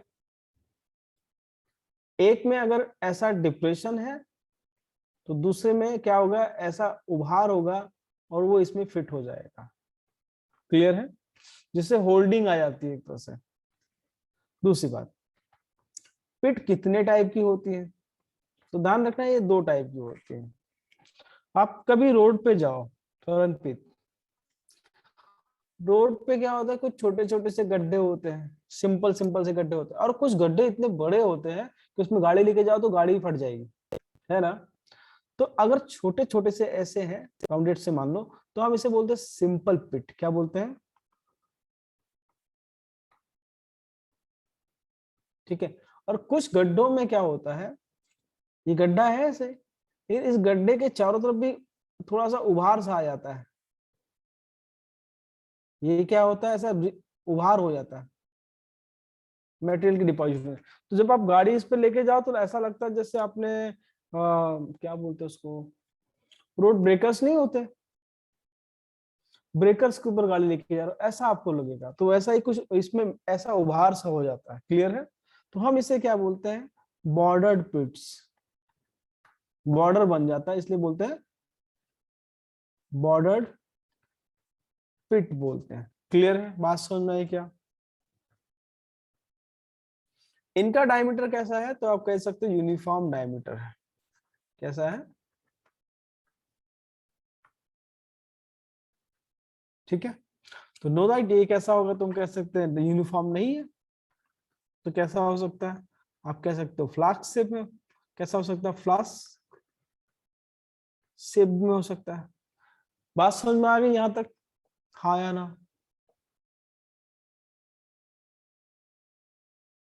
ठीक है, नंदनी आगे चलता है। पिट्स में क्या देखोगे, अगर आप पिट्स देखोगे ना बेटा, तो पिट्स में छोटे छोटे से पोर्स होते हैं, माइक्रोस्कोपिक पोर्स होते हैं, है ना, जिनके थ्रू क्या होता है, कुछ चीजें अंदर से बाहर या बाहर से अंदर जा सकती है। राइट? तो हम यहाँ पर लिख सकते हैं, यहाँ पर छोटी सी बात, कि जो पिट की मेम्ब्रेन है, राइट, वो कैसी है। तो ये कैसी बेटा, इज परमिएबल। समझ में आया? परमिएबल का मतलब क्या होता है, क्रॉस कर सकता है। ठीक है। दूसरी बात, यहाँ जो पिट मेम्ब्रेन के अंदर पहली बात आपने कहा परमेबल, दूसरी बात जो हम बात कर रहे हैं यहाँ पर कैसा हो सकता है, तो ये यहाँ पर छोटे छोटे से, यानी माइन्यूट से सब माइक्रोस्कोपिक पोर्स होते हैं। ठीक है। पोर्स क्या होते हैं यहाँ पर, प्रेजेंट होते हैं। क्लियर है? हाँ या ना? इतनी बात समझ में आई? अच्छा, तुम्हारे माइंड में एक क्वेश्चन नहीं आया, तुम सबके माइंड में एक क्वेश्चन नहीं आया कि सर दोनों सेल तो क्या होती है, लिविंग होती है, मतलब एक प्लांट सेल जैसे आपने ये बनाई थी, राइट, उसके साथ में बगल वाली सेल भी है, ये दोनों सेल तो लिविंग है, लेकिन दोनों सेल के बीच में ये क्या है, सेल वॉल, है ना, ये क्या है, सेल वॉल है ना। बट सेल वॉल का नेचर कैसा है, ये तो डेड है। तो ये सेल ए और ये सेल बी आपस में बातचीत कैसे करते हैं, समझ में आई बात मेरी, मैं क्या कहना चाह रहा हूं। अगर ये दोनों सेल्स आपस में डेड है, मतलब दोनों सेल्स कह रहे हैं, दोनों सेल्स तो लिविंग है, और जो सेल वॉल है वो कैसा है, डेड है। और फर्स्ट लिविंग स्ट्रक्चर के बारे में बात करें तो क्या है अपने पास, ये प्लाज्मा मेम्ब्रेन। अब दोनों के प्लाज्मा मेम्ब्रेन तो आपस में कनेक्ट हो नहीं रहे, क्योंकि बीच में क्या है, सेल वॉल है। अब क्वेश्चन मेरा ये है कि ये दोनों सेल्स आपस में इंटरेक्ट कैसे होती, सेल ए और बी जो है ना, या आजू बाजू की जो भी सेल्स है, वो आपस में बातचीत कैसे करती। समझ में मेरा आया क्वेश्चन आपको? ये बात समझ में आई क्या? ये दोनों सेल्स आपस में बातचीत कैसे करती है। एक्चुअल में ये सेल वॉल जो होती है, जहां पर थिन होता है, जहां पर क्या होती है, थिन होती, वहां से एक स्ट्रक्चर रन करता है दोनों सेल के बीच में, राइट। जैसे हमारे घरों के दो घरों के बीच में जब हम बातचीत करते हैं, अभी तो मोबाइल आ गया, लेकिन पहले मोबाइल नहीं था, मोबाइल नहीं था तो हम लोग टेलीफोन से बात करते थे ना। सेम एज सच यहाँ पर ये एक साइटोप्लाज्मिक स्ट्रक्चर होता है। कैसा होता है, ये कैसा है, साइटोप्लाज्मिक्स थ्रेड है। ठीक है। नेचर कैसा होता है, ये लिविंग तो होता ही है। ठीक है। साइटोप्लाज्मिक थ्रेड, नाम क्या बोलते हैं इसको, नाम जो है, और ये क्या करता है, कम्युनिकेशन करता है, मेंटेन करता है। नाम बताता हूं मैं इसको, कम्युनिकेशन करता है दो सेल के बीच में, बिटवीन टू एडजेसेंट सेल। बात समझ में आई क्या? अरे इस स्ट्रक्चर को अगर हम नाम बोले ना, इसको बोलते क्या है? प्लाज्मोडेस्माटा। क्या बोलेंगे? सारे लोग हैं ना, अभी 9 लोग हो गए, बाकी लोग कहाँ गए? संदीप तो मैं ही हूँ। मैं डॉक्टर मुकेश गुप्ता हूँ, पर संदीप सर की आईडी से मैं होस्ट कर रहा हूँ आपको। भूमि, हर्षप्रीत, मलविका, मनु, राधा, नंदिनी, शर्मा जी और सिंह साहब, तरनप्रीत कौर। ये समझ में आया बेटा? ये क्या है? प्लाज्मोडेस्माटा। ये कैसा है? साइटोप्लाज्मिक है ना, थ्रेड लाइक स्ट्रक्चर है, जो कहां से रन कर रहा है? रन कहां से कर रहा है? तो हमेशा याद रखना, ये रन करता है always from non thickened area. Run from non thickened part of cell wall. बात समझ में आई क्या? चलो ये सारी चीज समझ में आ गई है ना। इसका फॉर्मेशन कैसे होता है, मैं एक छोटा सा पॉइंट लिख देता हूँ बस, और उसके बाद छोटी सी प्रॉपर्टीज बता देता हूँ। एक होता है डेस्मोटिब्यूल्स। क्या होता है? डेस्मोटिब्यूल्स। ठीक है, जो क्या करती हैं, प्लाज्मोडेस्माटा का एक तरह से कह सकते हो बनाती हैं। ठीक है, हाँ या ना? चलो, और इंडोप्लाज्मिक रेटिकुलम भी इसमें हेल्प करता है, ध्यान रखना। हम बात करते हैं अभी छोटी सी बात, इसके फंक्शन क्या है। फंक्शन ऑफ सेल वॉल समझना। प्लांट को जो एक शेप प्रोवाइड होता है, डेफिनेट शेप जो प्लांट को प्रोवाइड होता है, कौन देता है? इसी की वजह से होता है, हाँ है ना। सिंपल सी बात, हम कह सकते हैं provide definite shape cell wall करता है। और क्या करता है बेटा? ये अंदर के कंटेंट को प्रोटेक्ट करता है, तो प्रोटेक्शन करता है। ठीक है, और क्या करता है? कोई भी टाइप की इंजरी हो तो उसको प्रोटेक्ट करता है, और मैकेनिकल सपोर्ट करता है। बात समझ आई? मैकेनिकल क्या करता है? सपोर्ट करता है, चोट वोट लग जाए, जो अंदर का कंटेंट है। ठीक है, और इसके थ्रू जब कोई चीजें रन करती है, जब कभी भी सेल वॉल के थ्रू चीजें रन करती है, तो हम बोलते हैं एपोप्लास्ट। ठीक है, रन करना मतलब कोई चीज सेल से बाहर से अगर सेल के अंदर जाती है, और तो नॉन किसके थ्रू जाता है? अगर सेल वॉल के थ्रू जाता है, नॉन लिविंग के थ्रू जाता है, तो उसे बोलते हैं एपोप्लास्ट बोलते हैं। ठीक है, एक तरह से ये क्या करता है, तो स्केलेटल, हम बात कर सकते हैं ना कि स्केलेटल फ्रेमवर्क बनाता है। बात समझ में आई क्या? स्केलेटल फ्रेमवर्क बनाता है। बात समझ में आ गई क्या? अब जब डिपोजिशन का, किसका, जब इसके ऊपर डिपोजिशन होगा, लाइक इस डिपोजिशन, क्या क्या समझना, बहुत अच्छी चीज है। लाइक जैसे क्यूटिन है ना, एंड सुबेरिन, जब इसका डिपोजिशन होता है तो ये क्या करता है? पानी के लॉस को बॉडी से बचाता है, रिड्यूस ट्रांसपीरेशन। ये चैप्टर हम पढ़ेंगे जब प्लांट वाटर रिलेशनशिप, वहां पर इसके बारे में बात करेंगे। जैसे स्टोमेटा से वाटर लॉस होता है ना, वाटर का लॉस जब वेपर के फॉर्म में होता है स्टोमेटा से, तो उसे क्या बोलते हैं? ट्रांसपीरेशन बोलते हैं। क्लियर है? इतनी बातें समझ में आई? तो तरनप्रीत ये समझ में आया बेटा? मनु, नंदिनी, पीयूष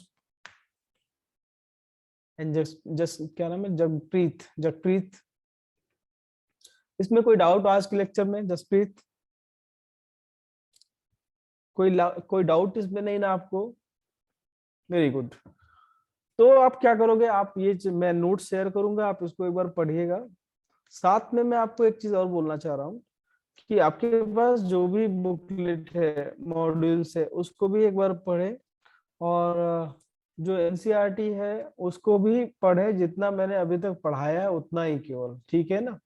बट सबसे पहले हमें क्या पढ़ना है, नोट्स पढ़ने हैं। ये जो नोट्स मैं भेजूंगा इसकी अपना एक फेयर, मतलब ये तो पीडीएफ के फॉर्म में होगा, और पीडीएफ हमेशा पढ़ नहीं पाते हम, तो हम क्या करेंगे, एक कॉपी बनाएंगे जिसमें हम एक फेयर नोट बनाएंगे। क्लियर है? नोटबुक बना के रखो अपनी। समझ में आया क्या?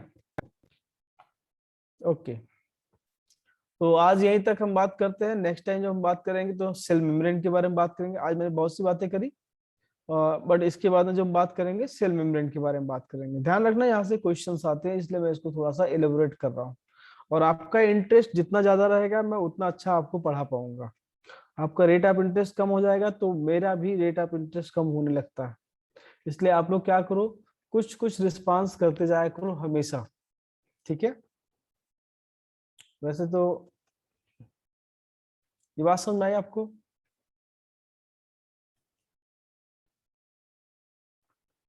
ठीक है, कोई डाउट तो नहीं किसी को?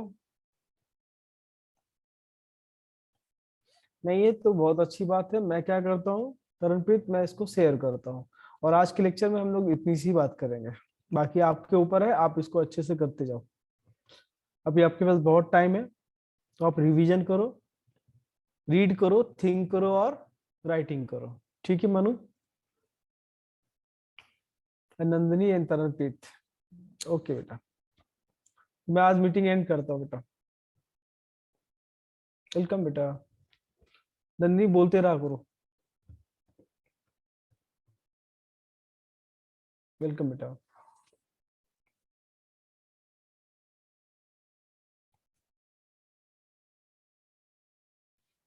वेलकम बेटा, वेलकम।